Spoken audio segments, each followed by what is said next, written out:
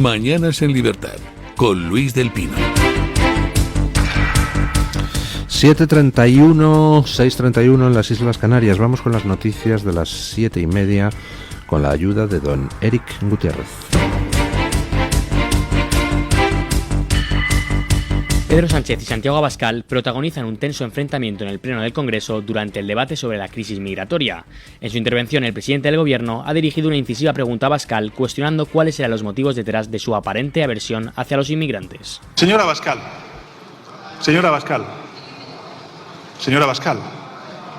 buenos días. ¿Le puedo hacer una pregunta? O buenas tardes ya, sí, efectivamente, buenas tardes. ¿Por qué odia usted tanto a los inmigrantes? ¿Por qué los odia? En su réplica, el líder de Vox fue contundente al aclarar que no siente odio hacia los inmigrantes, ni tampoco hacia el propio Pedro Sánchez. Señor Sánchez, ha iniciado usted su intervención haciéndome una pregunta y después ha hecho un largo silencio, supongo para yo contestara, pero no me ha invitado a subir ni a contestar. Ha dicho que la pregunta era retórica. Me ha preguntado usted por qué odio a los inmigrantes. ¿Cómo voy a odiar yo a sus víctimas? Si tanto los inmigrantes ilegales que mueren en el mar, como los inmigrantes legales a los que usted discrimina, como los españoles a los que condena a la inseguridad, son sus víctimas. Señor Sánchez, le digo más. Yo no solo no odio a los inmigrantes de ningún tipo, sino que no le odio a usted. Y eso que tiene comportamientos detestables. Pero yo también le voy a hacer una pregunta, señor Sánchez. Señor Sánchez, le voy a hacer una pregunta y no es retórica. Es más, yo le invito a que suba aquí, a que se levante y me la conteste. Y la pregunta se la he hecho ya 6 veces. ¿Sabe cuál es, verdad? ¿A cuántos CEOs de las empresas cotizadas que dependen de la regulación pública llamó usted personalmente para que recibieran a su esposa? ¿Está en condiciones de contestarlo? La pregunta no es retórica. Suba aquí y contéstelo, porque yo sí soy capaz de contestar a sus preguntas y usted por 6ª vez ha sido incapaz de contestar. Además, en su discurso, Abascal ha querido devolverle la cuestión a Sánchez preguntándole por qué odia a las mujeres. La verdad es que cada día vienen más inmigrantes ilegales. La verdad es que ustedes les llaman. La verdad es que ustedes legitiman a las mafias. Y la verdad es que ustedes han condenado a los españoles a la inseguridad y a la ruina y a los jóvenes al éxodo. Es la verdad que les arrollará, pero que por desgracia ahora solo arrolla a los españoles más humildes, a esos que quizás odia usted. Esa es la pregunta. ¿Por qué odia usted a esos españoles a los que condena? ¿Por qué odia usted a las mujeres violadas, a las que ha condenado usted a esa situación después de excarcelar a los violadores y de traer a personas que no respetan a las mujeres? ¿Por qué odia a los ancianos a los que condena la inseguridad? ¿Por qué odia a los jóvenes españoles que tienen que dejar nuestro país mientras pretende sustituirles por otros? Bueno, pues interesante el enfrentamiento ayer de Abascal y de Sánchez. Luego tendremos a Abascal a partir de las 8:40 en el programa. La escena, el intercambio de palabras, pues es bastante ilustrativo de lo que son las técnicas de debate. Sánchez plantea una pregunta ridícula, acusando a los demás de lo que él practica. ¿Por qué odia usted a los inmigrantes? Entonces, ante eso, pues tú puedes responder: oiga, yo no odio a los inmigrantes. O puedes responder al ataque, que es como hay que responder a este tipo de majaderías. Y Abascal, pues eligió responder al ataque, diciéndole a Sánchez cómo son las cosas. El que odia a los inmigrantes es él. A los inmigrantes ilegales, a los que condena a morir en el mar, a los inmigrantes legales, a los que discrimina con respecto a los ilegales, y a los españoles, a los que les hace padecer las consecuencias de esa inmigración ilegal. Pedro Sánchez es la quinta esencia del odio. Además del odio del peor tipo, del odio impersonal. Hay odios que son personales, yo qué sé, problemas familiares donde 2 hermanos se odian por una herencia. Ese tipo de cosas son odios cercanos, son odios cara a cara, son odios personales. Los odios impersonales son mucho más peligrosos y mucho más detestables. Por ejemplo, el que odia a los judíos, que incluso es capaz de tener un vecino judío con el que se lleva bien, pero odia a los judíos en general. Entonces, pues lo que hace es aceptar cualquier barbaridad que se pueda hacer, porque hay una despersonalización de la víctima. Ese es el odio fundamental que practica Sánchez. Sánchez odia, bueno, en primer lugar a todos los que no le hacen el juego a Sánchez. Solo se ama a sí mismo. Odia a todos aquellos que le representen un obstáculo. Pero además es capaz de, por sus intereses personales, terminar proyectando odio sobre todo aquello que le sea útil odiar. Ejemplo, la actitud con respecto a Israel. Sánchez proyecta su odio hacia Israel y no es un odio personal, es un odio en genérico, y además es un odio en genérico puesto al servicio de sus intereses, de su futuro. Sánchez está intentando conseguir algún puestecito en alguna parte del circuito de Serie B para cuando deje la Moncloa, y el odio a Israel le viene bien, como le viene bien el odio a la extrema derecha, como le viene bien el odio a los españoles. ¿Hay algún enemigo de España con el que Sánchez no haya pactado? ¿Hay alguien que defienda a España para el que Sánchez haya tenido alguna palabra de cariño? ¿Hay alguien que ataque a España al que Sánchez no le haya beneficiado o le haya tendido la mano? ¿Ustedes han escuchado alguna vez a Sánchez hablar de los españoles con un mínimo de empatía? ¿Comunicar a los españoles su deseo ferviente de servirles? ¿A qué no? Sánchez habla de cosas etéreas, de causas genéricas, impulsar el progresismo, levantar muros. Pero jamás ha transmitido Sánchez: me voy a dejar aquí los... iba a decir una expresión, pero no quiero que se entienda que hay ningún tipo de connotación ahí. Me voy a dejar aquí los cuernos por defender a los españoles de los problemas que tienen. Todo eso a Sánchez le importa un bledo. Sánchez se limita a recibir órdenes de quienes están usando a España como campo de experimentación de la Agenda 2030, y a partir de ahí pues proyecta odios y trata de que los demás le compren esos odios. Odios impersonales, odios fríos, odios calculadores. Sánchez es un psicópata, pero vamos, de libro. Carece de empatía por el prójimo, que es la principal precondición para la psicopatía. Quien siente empatía por otros, quien es capaz de ponerse en el lugar de otros, no se dedica a hacerles el mal por hacerles el mal, que es lo que hace Sánchez. Bueno, son estilos de vivir, son estilos de intervenir en la tribuna, son distintas maneras de ser. Sánchez es una cosa, Abascal es otra, y la diferencia está muy clara. Y luego ya que cada uno elija con quién se queda, ¿no? Bueno, un caso que cada vez pues resulta más escandaloso. Lo de Nacho Cano, escuchen. Los abogados de Leslie, la becaria que denunció a Nacho Cano, han decidido renunciar a su representación. Asimismo, la Embajada de México no está brindando apoyo a la joven. Es importante recordar que el pasado viernes Leslie debía comparecer ante la juez que llevaba su caso. Sin embargo, no asistió, alegando un ataque de ansiedad y presentando un informe médico como justificación. Por otro lado, el equipo de Musical Malinche ha señalado que la inspección laboral concluyó que los 17 estudiantes mexicanos eran becarios y por lo tanto no requerían estar inscritos en la Seguridad Social, ya que no participaban en estudios reglados. Según esta versión, si Leslie hubiera solicitado la estancia por estudios respaldada por la beca, podría haber permanecido en España de manera legal aprendiendo y realizando prácticas. No obstante, nunca realizó dicho trámite, por lo que su situación en el país ha sido irregular desde el principio. Bueno, mandan un inspector de trabajo al musical de Nacho Cano por la denuncia de una becaria que, según se ha publicado en los medios, le pidió a Nacho Cano 6.000 euros y si no le denunciaba. Mandan al inspector de trabajo con 20 policías. O sea, ¿me quieren ustedes explicar qué hacen 20 policías en una inspección de trabajo como si se tratara de una operación antiterrorista? Evidentemente, quien ordenó eso... Marlaska, ¿fuiste tú directamente o quién de tus subordinados? Quien ordenó eso lo que quería era visibilidad. que se viera que Nacho Cano era detenido y además con un aparato policial, pues como si Nacho Cano fuera el líder de una mafia de inmigración irregular.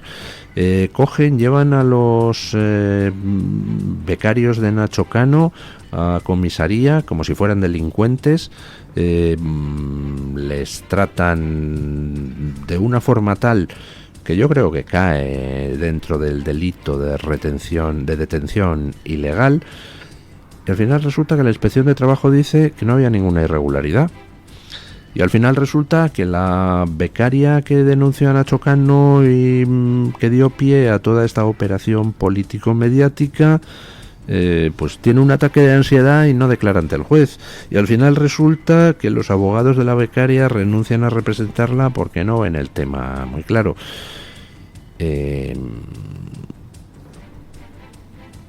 Si todo lo que se va conociendo es cierto, estaríamos efectivamente ante un delito de detención ilegal. Estaríamos ante una operación política para destruir la imagen de Nacho Cano.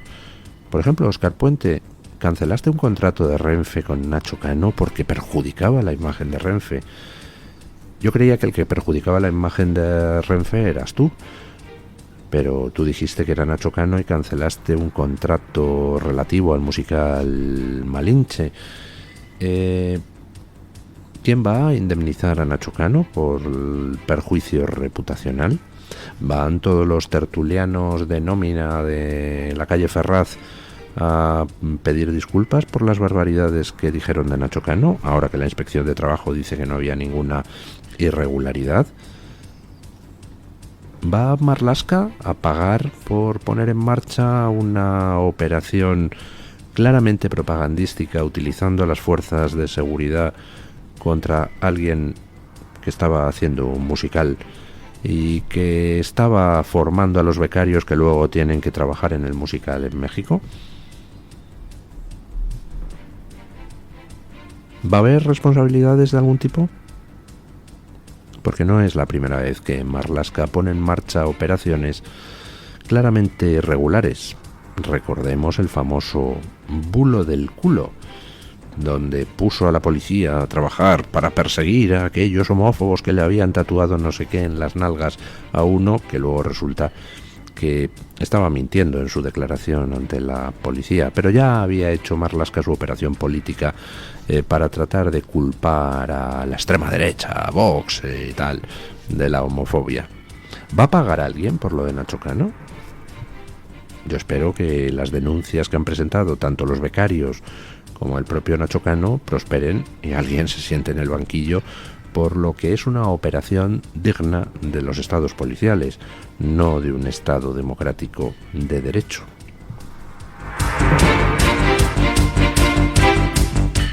El gobierno español no ha hecho pública la cantidad de fondos donados a la UNRWA, la agencia de la ONU que opera en Palestina y que ha sido objeto de controversia por sus presuntos vínculos con Hamás. El Ejecutivo afirma desconocer la cifra exacta destinada a esta organización, la cual ha sido calificada como terrorista por el Parlamento israelí y vetada en este país. A pesar de las acusaciones, España ha mantenido su financiación a la agencia, a diferencia de otros países occidentales que suspendieron su apoyo tras los atentados del 7 de octubre de 2023. Según informa el debate, el Ministerio de Asuntos Exteriores no ha registrado oficialmente el monto transferido a la UNRWA desde 2019. Sin embargo, se estima que desde 2001 España ha contribuido con más de 190 millones de euros a la agencia. A pesar de la falta de transparencia oficial, el periodista Israel Cabrera ha señalado en su cuenta de Twitter que desde 2019 España habría destinado 32 millones de euros a la UNRWA, 19 millones en campañas de imagen y 13 millones en subvenciones directas. 32 millones desde 2019 a octubre de 2023. O sea, en 4 añitos, 8 millones de euros por año. Dinero que por supuesto no ha servido para que la población palestina pudiera vivir mejor, pero sí para construir una infraestructura terrorista de redes de túneles que había por toda Gaza. Túneles para los terroristas, no para proteger a la población. Túneles desde los que se lanzó la operación contra Israel del 7 de octubre. Ya lo he dicho en una ocasión y puede que suene duro, pero es la puñetera realidad. Los países occidentales que a través de la UNRWA, la Agencia de la ONU para los Refugiados en Oriente Medio, han estado canalizando dinero a Gaza, no lo han estado haciendo a pesar de sospecharse que ese dinero se usaba para operaciones terroristas contra Israel, sino para que se usara en operaciones terroristas contra Israel. Las cosas suelen ser lo que parecen. Y pregunto, 32 millones de euros que se han dado para que al final acabaran en los bolsillos de Hamás y se organizara el pogromo del 7 de octubre, no sé, ¿no se podrían haber utilizado en algo útil para los españoles? Pues no, porque a Pedro Sánchez, como ya les he dicho antes, los españoles le importamos un soberano bledo. Pedro Sánchez pues se dedica a hacer cosas que le puedan ser útiles a Pedro Sánchez. Por ejemplo, posicionarse para el circuito B sanguinolento cuando acabe la Moncloa, pues regalando subvenciones a organizaciones, pues incluso que se dedican al terrorismo, porque la UNRWA se dedicaba al terrorismo. Recordemos que la UNRWA tenía distintos empleados que participaron directamente en el pogromo del 7 de octubre y que incluso tenía contratado al líder de Hamás en el Líbano como empleado de la UNRWA. Israel ha prohibido las actividades de esa organización en su territorio. Por supuesto, tampoco va a poder intervenir en Gaza esa organización, con lo cual, ¿a dónde va a ir el dinero este?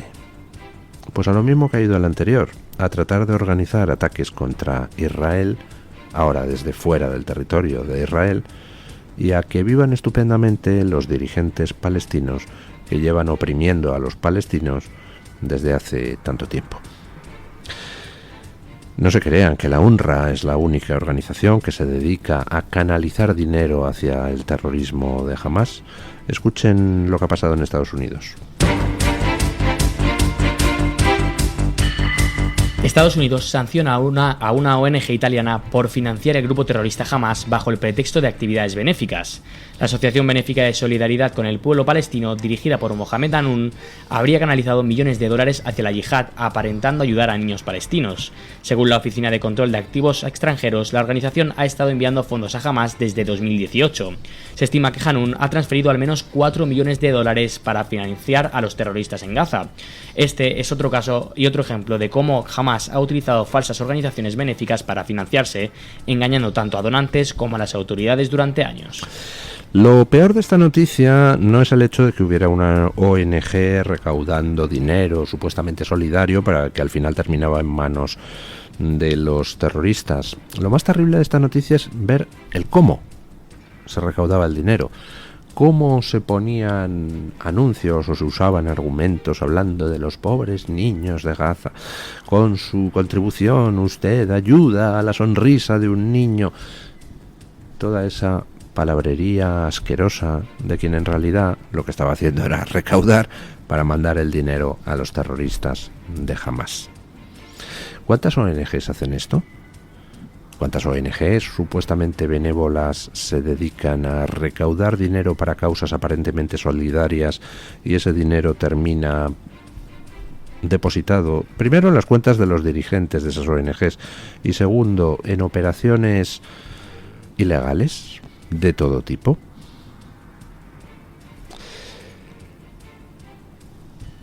¿Qué quieren que les diga? Cuando les aborde a ustedes una ONG, pues miren a ver quiénes son y a qué se dedican y en qué escándalos han estado anteriormente implicados. Por ejemplo, hay por ahí alguna organización de ayuda a la infancia que no hace tantos años pues vio como algunos de sus dirigentes eran detenidos por pederastia, precisamente. Infórmense antes de dar dinero a ninguna ONG, porque no siempre quienes dicen que trabajan para ayudar a los demás están trabajando para ayudar a los demás. Bueno, Y otra vez, pues nos vemos sometidos los españoles a una humillación por parte del Reino Unido. Escuchen lo que dijo Starmer ayer en el Parlamento británico. El primer ministro británico Keir Starmer ha reafirmado que las Islas Malvinas son territorio británico y que la soberanía de Gibraltar no es negociable. Estas declaraciones se produjeron durante una sesión de control en el Parlamento británico en respuesta a una pregunta del líder liberal demócrata Ed Davey sobre las negociaciones con la Unión Europea para revisar las relaciones post-Brexit, haciendo referencia al reciente acuerdo que otorga a Mauricio el control del archipiélago de Chagos. A pesar de su firme postura sobre Malvinas y Gibraltar, Starmer ha mencionado que la semana pasada estuvo en Bruselas para reunirse con Ursula von der Leyen, presidenta de la Comisión Europea, con el objetivo de mejorar el mal acuerdo alcanzado por el anterior gobierno británico en relación con el Brexit. Sin embargo, ha subrayado que su partido tiene líneas rojas muy claras respecto a temas clave como el mercado único, la unión aduanera y la libertad de movimiento, destacando especialmente la importancia estratégica de las Malvinas y Gibraltar en cualquier negociación futura. O sea, que el Reino Unido concede a la República de Mauricio la soberanía sobre las Islas Chagos, que estaban pendientes de descolonización, última colonia en África. Pero el Reino Unido dice que es innegociable lo de las Islas Malvinas y lo de Gibraltar. O sea, que va a mantener una colonia en territorio europeo, más concretamente en territorio español, y va a mantener la ocupación de las Islas Malvinas. ¿Tiene algún problema Keir Starmer con el mundo hispano? La República de Mauricio sí, pero Argentina y España no. España, que es aliado y amigo del Reino Unido, somos socios en la OTAN y no somos países enemigos. España no tiene derecho a lo que, sin embargo, sí se concede a la República de Mauricio. ¿Por qué hace esto Starmer? Pues porque puede. ¿Por qué Extremadura está con una infraestructura ferroviaria tercermundista en muchas ocasiones? Pues porque se deja. Porque tenemos la colonia de Gibraltar. Porque nos dejamos.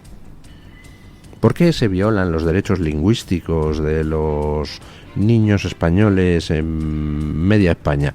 Porque nos dejamos. Cuando alguien se deja, el abusador abusa.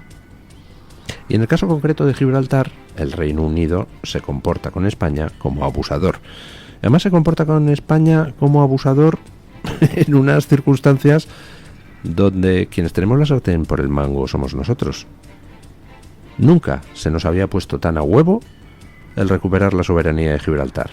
Es tan simple como decir, queda solo un mes para el acuerdo, y si no se alcanza acuerdo, frontera dura en Gibraltar, a cerrar frontera, controles aduaneros, y se acabó el contrabando de tabaco, se acabó que el majadero de Picardo entre y salga de Gibraltar para ir a su chalet en Sotogrande a pasarlo bien en territorio español, mientras luego vuelve a Gibraltar y nos escupe e insulta. Se acabó el que Gibraltar esté detrayendo recursos de la zona. Se acabó el que Gibraltar sea una isla de prosperidad a nuestra costa. Se acabó el que Gibraltar sea un emporio del juego online gracias a las líneas telefónicas que nosotros mismos le prestamos. Se acabó el que Gibraltar amplíe su terreno, ganándole terreno al mar, con los pedruscos y el material de construcción que nosotros mismos le proporcionamos. Nunca habíamos tenido tan a huevo el poder imponer nuestras condiciones. ¿No quieres ceder la soberanía de Gibraltar? Estupendo, frontera dura y que se coma Picardo los mocos y que se limpie él la letrina de su propia casa. ¿Aprovecharemos la circunstancia? ¿Ustedes qué creen que va a hacer el gobierno de Sánchez, que jamás pierde una oportunidad de ayudar a los enemigos de España? ¿Ustedes qué creen que va a hacer el principal partido de la oposición, el PP? ¿Va a hacer algo?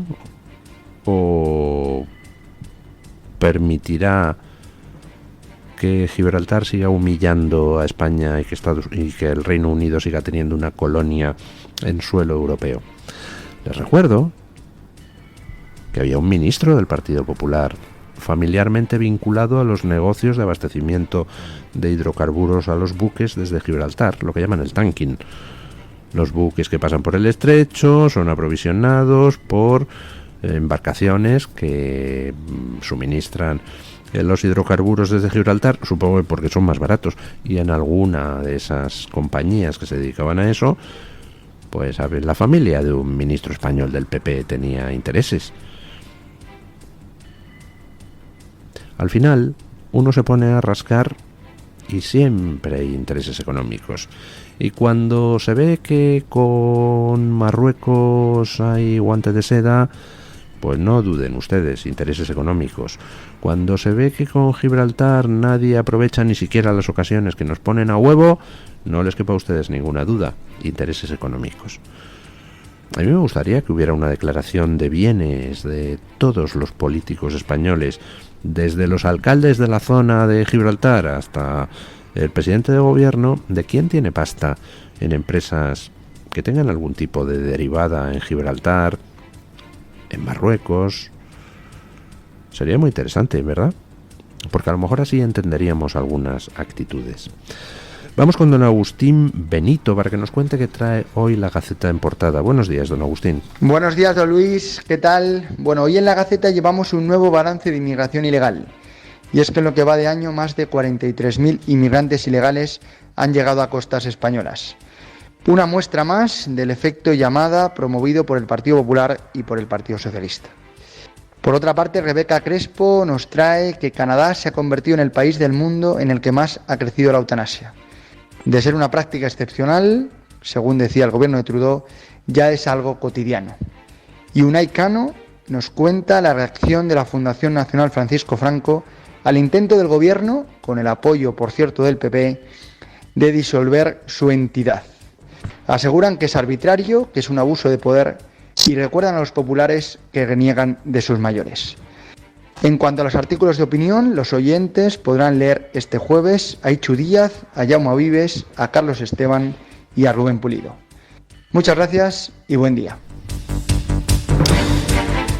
Muchas gracias, don Agustín. Pausa publicitaria y a las noticias de las 8. Nuevas revelaciones, por cierto, sobre el caso Koldo. Un ex alto cargo de Adif pues le está proporcionando al juez información muy interesante.